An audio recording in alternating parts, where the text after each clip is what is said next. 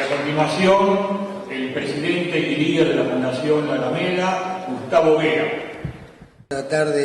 Buenas tardes, gracias por la invitación, Alejandro, a Herman, a Vilma. Vamos a tratar de, en el más breve tiempo posible, de resumir cuáles son para nosotros los problemas que tenemos en la Argentina y particularmente en la Ciudad de Buenos Aires respecto a la trata, tanto desde el punto de vista laboral como desde el punto de vista sexual.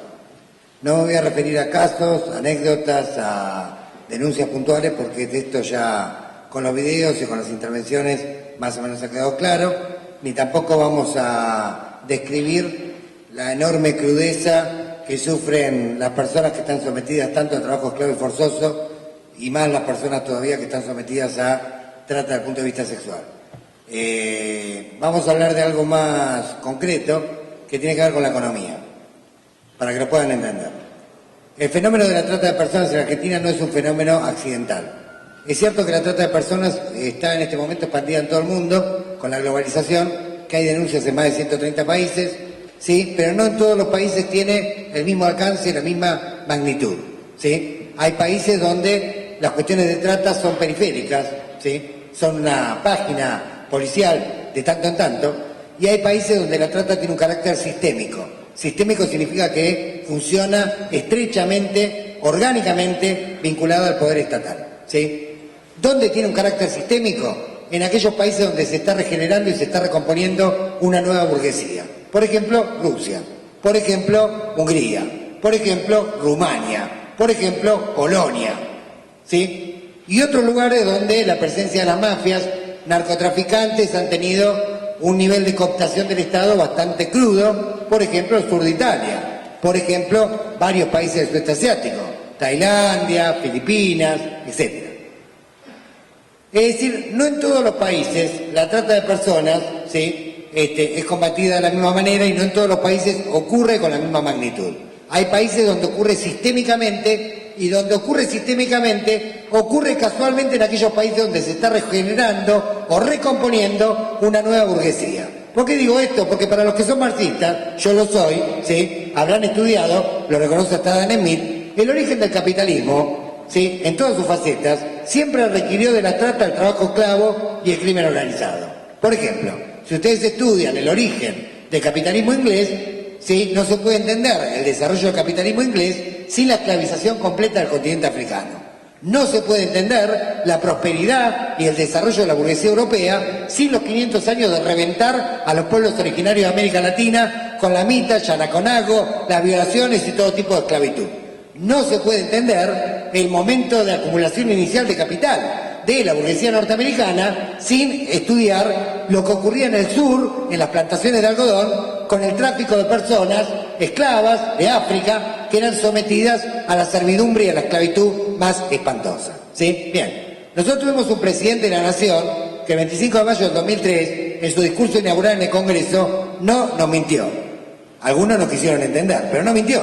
Él dijo 3 veces, mi objetivo en la política económica va a ser reconstruir la burguesía nacional. En eso estamos. Algunos lo llaman capitalismo de amigos.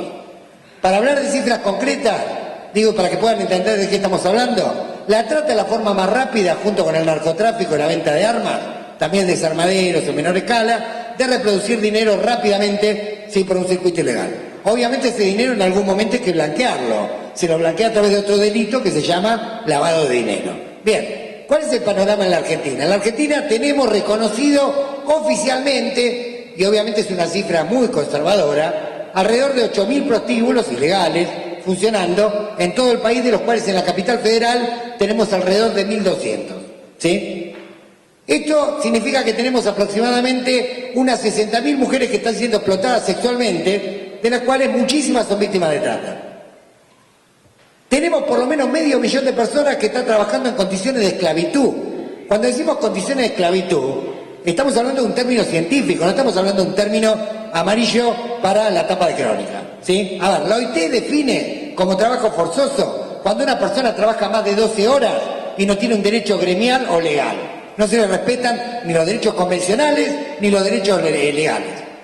Se ha empezado a llamar en el mundo trabajo esclavo al trabajo forzoso agravado. ¿Qué es el trabajo forzoso agravado? Trabajo forzoso agravado es que esa persona está explotada 14, 16, 18 horas, pero no solamente está explotada, sino que además vive en el mismo lugar donde la explotan. Es decir, que las 24 horas la voluntad de esa persona es manipulada por la patronal.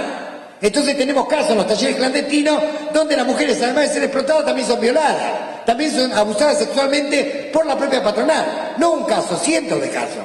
Lo mismo ocurre en el campo, en la fruticultura, en la horticultura, en la agricultura que requiere mano de obra intensiva, ¿sí? Lo mismo está ocurriendo en el calzado, lo mismo está ocurriendo en importantes áreas de la construcción. Cuanto uno más se aleja de la capital, ¿sí? En la fase inicial de la obra, de las obras de construcción, en los cimientos, cuando se hacen los cimientos, se lo hace con una gran cantidad de personas esclavizadas, mayoritariamente de origen paraguayo, de origen, paraguayo.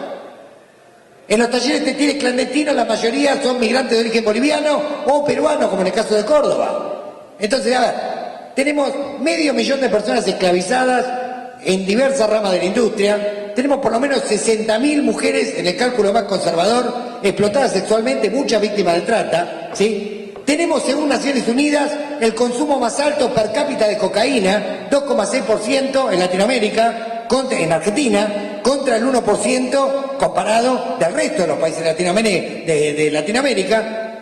A ver, esto genera una cantidad de dinero, ¿se dan cuenta la cantidad de dinero de la que estamos hablando? Por ejemplo, en la industria textil, donde la propia Cámara de la Indumentaria reconoce que el 78% de las prendas que se hacen en talleres clandestinos, la industria textil está facturando más de 9.000 millones de mangos.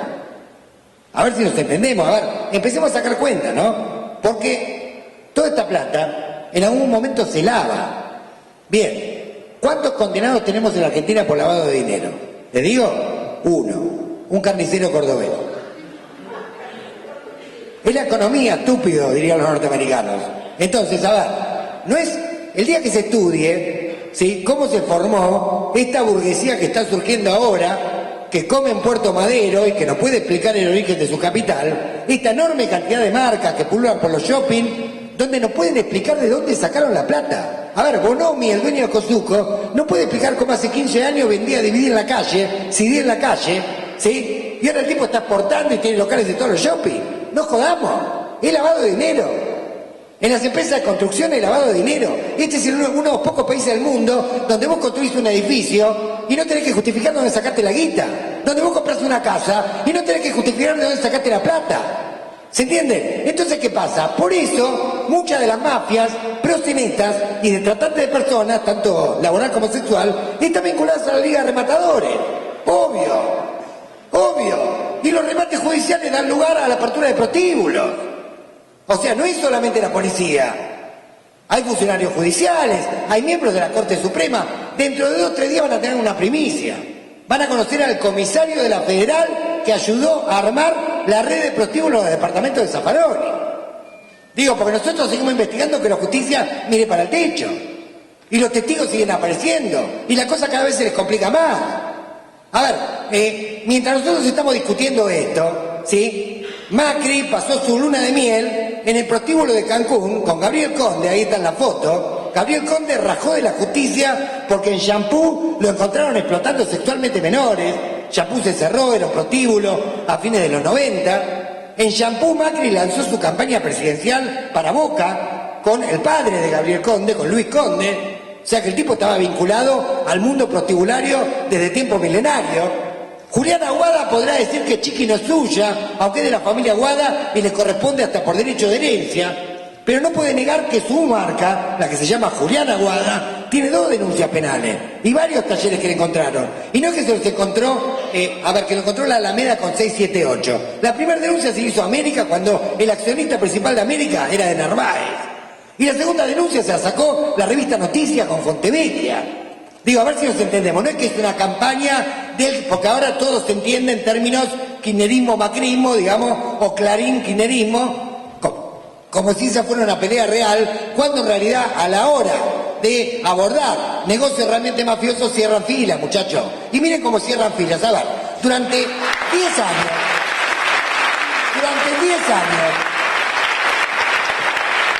mientras se construía el capitalismo de amigos, en el estudio del doctor Righi, estudio influyente si lo hay, ¿sí?, convivían, ¿sí?, visitando jueces, ¿sí?, la esposa de Righi y la esposa de Montenegro, el ministro de Justicia de la ciudad. Cuando había que levantar clausuras de prostíbulos que denunciaban la Alameda, por ejemplo Constitución Montserrat, nos encontrábamos a los controladores de falta que estaban bajo la órbita del doctor Montenegro, actual ministro de Seguridad del gobierno porteño, y la Policía Federal, bajo el comando de Aníbal Fernández en aquel momento. Y trabajaban de común acuerdo, de forma absolutamente mancomunada. Entonces, a ver, el problema que tenemos acá es un problema sistémico, entonces hay que abordarlo en forma sistémica, ¿sí? No se lo puede abordar desde el punto de vista de la sensiblería, no se lo puede abordar desde el punto de vista... Tienen que entender que acá estamos en presencia, no de la trata como puede ocurrir episódicamente en Noruega o en Suecia. Acá estamos hablando de la trata en términos sistémicos y el sistema se defiende. La ley de trata que se está por votar, ¿sí?, tiene un aspecto que es absolutamente fraudulento. A ver, por supuesto tuvieron que acordar que las penas tenían que ser mayores que robarse una cabeza de ganado, ¿sí? Porque hasta ahora en el Código Penal les aclaro, si vos te afanás una cabeza de ganado, te dan una pena mayor que por robarte una mujer, ¿sí? Bien, por supuesto que tuvieron que eliminarlo del consentimiento porque era una truchada absolutamente insostenible. Ahora de plata ni hablar.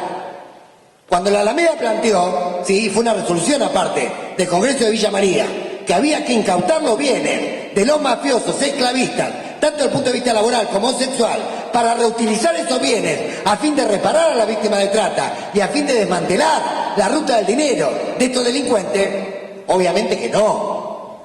¿Quién dijo que no? ¿Quién llevó la voz cantante? Gil Lavedra.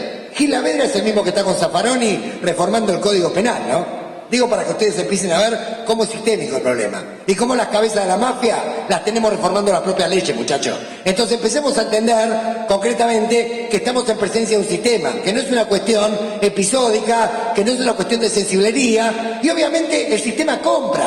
A ver, muchas ONG y muchos activistas que luchaban contra la trata lo compraron, muchachos.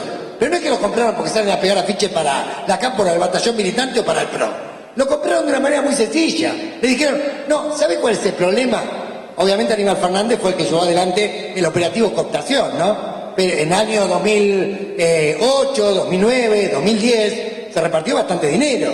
Y se decía a que, ¿sabe cuál es el problema? El problema es que la policía no entiende, la gendarmería no entiende, la prefectura no entiende, los jueces tampoco. Entonces ustedes que saben tanto, tienen que dedicarse a dar cursos, a capacitar a la gente. Entonces, por ejemplo, qué sé yo, iba a una ONG a capacitar a la policía en Misiones y en la misma aula por la ventana iban traficando a la persona. ¿Se entiende? O sea, nos hicieron creer que teníamos que ser evangelistas. O sea, teníamos que salir a predicarle a los policías concretamente y a cambiarle su conciencia cuando no era un problema de tal o cual policía, porque hasta los policías nos han traído denuncias, los policías de base. Una de las cosas buenas que tuvo Anibalandia, ¿sí?, en la federal, es que verticalizó la coima. Esto está bueno, ¿sí? ¿Por qué? Porque a la base se convirtió en honesta, a la fuerza, porque no casó un mango. Ustedes hace 20 años, por ejemplo, al policía de la esquina lo veían dueño de todos los negocios de la esquina. Cobraba la pizza, cobraba la multa, ¿sí? El tipo era el dueño de la parada. Ya no es más dueño de la parada, ahora pasa a recaudar brigada y comisario, y todo va para arriba. Y todo va para arriba. La prostitución por cuenta propia, lamento decirles, ¿sí?, que es un fenómeno de extinción y en la Argentina está prácticamente extinguido. El problema no es que el Estado está ausente de las calles, el problema es que está demasiado presente, pero está presente de forma mafiosa. Está presente de forma mafiosa. No hay ningún negocio vinculado a la inseguridad que funcione establemente sin el aval de la policía, sin el aval de funcionarios inspectivos o judiciales. Ustedes se preguntaron, por ejemplo, por qué los principales artífices de la masacre de Cromañón en la Agencia de Control Comunal sobrevivieron a la gestión de Tellerman y a la gestión de Macri. Vanessa Barkowski, por ejemplo. Martín Farrell, por ejemplo, digo para dar nombres y apellidos concretos, que denuncian a los familiares de Cromañón. Estuvieron trabajando en la gestión de Ibarra, en la de Tellerman, en la de Macri. A ver, porque los chicos que manejan el mapa del tesoro continúan. Y mientras nosotros discutimos boludeces, ¿sí?, los tipos siguen recaudando. Y obviamente el que maneja el tesoro y sabe por dónde entrar y cuál es la llave, no lo van a desplazar. Entonces, esto es lo que está ocurriendo, no solamente en la ciudad. Es lo que está ocurriendo en la ciudad, es lo que está ocurriendo en la nación. Afortunadamente, la lucha de muchas ONG y organizaciones ha permitido que en algunos lugares el Estado tenga que hacer algo. Por ejemplo, en Mar del Plata, por ejemplo, en Gualeguaychú, por ejemplo, en Santa Rosa, por ejemplo, en Piedrabuena, por ejemplo, cerramos las casitas de Río Gallego y todavía no la pueden abrir. Sí, por ejemplo, acá se ha votado una ley de asistencia a la víctima de trata que cuando asumió Macri no la quería aplicar, tuvimos que ir a la justicia para que lo obligue a formar un protocolo, pero de cualquier manera les puedo decir que el refugio de víctimas de trata en la ciudad está muy bueno para jugar un partidito de fútbol porque no hay una sola víctima, con suerte hay 2 o 3, así que tampoco nos engañemos. Tampoco nos engañemos porque no hay una política activa del Estado de la ciudad para combatir la trata cuando tenemos 3.000 talleres clandestinos y cuando tenemos más de 1.200 prostíbulos. Y cuando el gobierno de la ciudad negocia a través de la Agencia de Control Comunal no solamente la coima de los prostíbulos, sino fundamentalmente las habilitaciones. O sea, te habilita un pub, te habilita una whiskería trucha, te habilita un cabaret clase C y en realidad está montando un prostíbulo. En el sitio Salí Seguro, hace 2 años, nosotros encontramos un listado, un montón de prostíbulos que estaban funcionando y algunos que habían tenido hasta allanamientos de jueces federales. Y estaban en el sitio Salí Seguro. O sea, viene un turista acá, mira el Salí Seguro y te dice, esto es un pelotero. No, arriba del pelotero está el prostíbulo. ¿Lo recordarán? ¿Sí? En la localidad de Liniers. Entonces, a ver, esto es lo que está pasando en la ciudad. Y todavía hay funcionarios que nos preguntan y nos dicen, bueno, ¿y qué tendríamos que...? A ver, cumplir con la ley. Acá hay una ley que prohíbe taxativamente los prostíbulos de todo el territorio nacional. No importa si trata o no. Esa discusión filosófica la dejamos para otro momento. Los prostíbulos no pueden existir porque los actos de explotación sexual llevan inevitablemente a la trata y esto lo comprendió la Argentina mucho antes que la ONU. En el año 36 se sancionó esta ley, en el 49 la ONU empezó a plantear concretamente que la explotación sexual por cuenta ajena era un delito. Y yo lamento decirles que, bueno, apoyo incondicionalmente a las compañías de la Mar Capital, ¿sí?, que realmente caracterizan que esto no es un trabajo, que esto es una mierda, que esto es una explotación que lleva inevitablemente a la trata, y tengo muy serias discrepancias y públicas con la señora Elena Reinaga, que la vi defendiendo a los presidentes de Río Gallegos, que la vi defendiendo a los presidentes de Constitución, o sea, no me lo contó nadie, yo lo vi, sí, a mí no me engaña, a ver, y que la veo ahora defendiendo a los presidentes de Río Cuarto, yo lo vi. A ver, y obviamente a Zaffaroni, naturalmente, que es el jefe de la banda. Bien, pueden tomar nota, pueden hacerme calumnias e injurias, que total ya a esta altura del partido.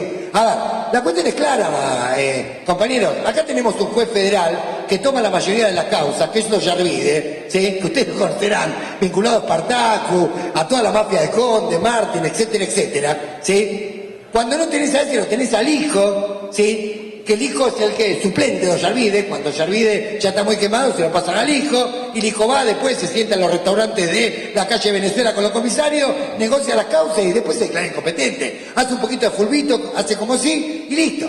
A ver, en Capital Federal no hay un solo procesado por trata, no hay uno, no condenado, procesado. ¿Sí?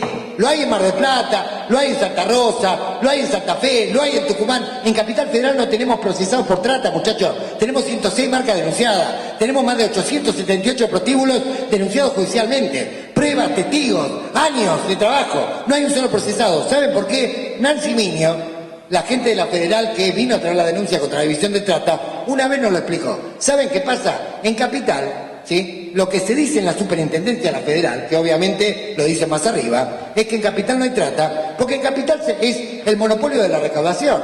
La Federal no compite ahí con otras fuerzas a la hora de recaudar. ¿Se entiende? El grueso de la torta se lo lleva a la Federal y ahora se lo lleva en forma centralizada y por supuesto que se reparte. Y por supuesto que se lava y por supuesto que se convierten en sociedades anónimas, offshore, etcétera, etcétera, que después aparecen tipos en Puerto Madero absolutamente desconocidos que uno o por él lo reconoce y dice, este estaba en la primaria conmigo, no sé, antes era empleado y ahora, no sé, de repente apareció con un montón de empresas, bancos y financieras. ¿Sí? Entonces, esto es lo que está pasando en Argentina. Tenemos, no un capitalismo, se está recreando una burguesía, ¿sí?, de esta fiesta del capitalismo de amigos. Está participando tanto el macrismo como el kirchnerismo, ¿sí?, y lamentablemente tenemos un Estado nacional que tiene fuertes componentes mafiosos. Y les advierto que sí, no, a ver, Brasil hace 4 semanas, votó una enmienda constitucional, la votó por unanimidad el Parlamento brasilero, que dice, a partir de ahora, toda empresa que se la encuentre esclavizando, ya sea desde el punto de vista sexual o desde el punto de vista laboral, hay expropiación sin pago y reutilización social, con independencia de lo que pase judicialmente. ¿Qué significa esto? Llegan inspectores a un campo brasilero, encuentran gente esclavizada, le sacan el campo al tipo y después la justicia sigue investigando y si lo encuentran mal le sacan más. A ver, y ese campo o se lo liquida y se lo vende y con la plata se repara a la víctima de trata, ¿sí?, y se financia el presupuesto de asistencia a la víctima de trata, o se lo reutiliza socialmente de forma productiva, como se hace en Italia, como se hace en Noruega o en Suecia. Entonces, esto de que van a discutir la ley de trata y no van a meterse con la plata, es chamullo, muchachos, es mentira, hay que decirlo abiertamente. De plata no quieren hablar, y en esto acuerdan los bloques mayoritarios, lamentablemente. Y hasta que no empecemos a desmantelar a esta mafia, no va a haber ni presupuesto para la víctima, ni tampoco va a haber una condena efectiva, porque la única condena efectiva para estos tipos es sacarle la base económica. Y si no le sacamos la base económica, estamos en el horno. Y si no entendemos que a Angola llevamos al dueño de Black, del narcoprostíbulo más grosso, ¿sí?, que hay en Recoleta, donde más cocaína se trafica en toda la capital. Si no entendemos que llevamos a los capos de la Salada, donde el principal referente, yo se lo dije en la cara, es un representante de la bonaerense. Ustedes saben que la Salada no la fundó Castillo, la fundó un muchacho que se llamaba Gonzalo Roja, boliviano, que murió extrañamente ahorcada en la cárcel cuando Castillo empezó a ascender. ¿Se entiende? A ver, hablemos las cosas como son. La Salada ha bancado campañas del oficialismo y ha bancado campañas de la oposición. Y esto lo sabemos. Han salido comunicados lamentables en época de campaña electoral, hasta de partidos que nosotros pensábamos que tenían algunos valores, tratando de justificar a la Salada por la guita que recibían. En una época, cuando yo empecé a militar, en la época, con Milma más o menos somos contemporáneos, cuando nosotros estudiábamos los partidos, veíamos qué empresas los bancaban, ¿sí? Si eran empresas alimenticias, para ver, digamos, qué fracción de la burguesía estaba de alguna manera, ¿sí?, bancando a ese partido. Hoy tenés que ver qué prostíbulo lo está bancando, qué cartel de falopa, qué mercado de trabajo esclavo. Esto es lo que está ocurriendo en Argentina. Entonces, es una pelea política. Es una pelea política, es una pelea por la libertad, es una pelea contra la esclavitud y es una pelea que tiene que comprometer muy profundamente a todos los ciudadanos y particularmente a los socialistas. Porque fue un socialista, Alfredo Palacios, el que quiso votar la ley de trabajo a domicilio, que compromete penalmente a las marcas con los talleres donde trabajan, y él quiso votar la ley de profilaxis, la que prohíbe los prostíbulos. Fue un socialista. Y le recuerdo, cuando acá se formó la Segunda Internacional, la formaron los obreros migrantes, ¿sí?, en 1898, el primer artículo del Estatuto de Admisión en la Internacional Obrera era: no tendrá que ser proxeneta, no tendrá que ser jugador, no tendrá que abusar de mujeres, ¿sí? Estos eran los principios que tenían, y estos son los principios que tenemos que recuperar para luchar contra toda esta mafia. Gracias.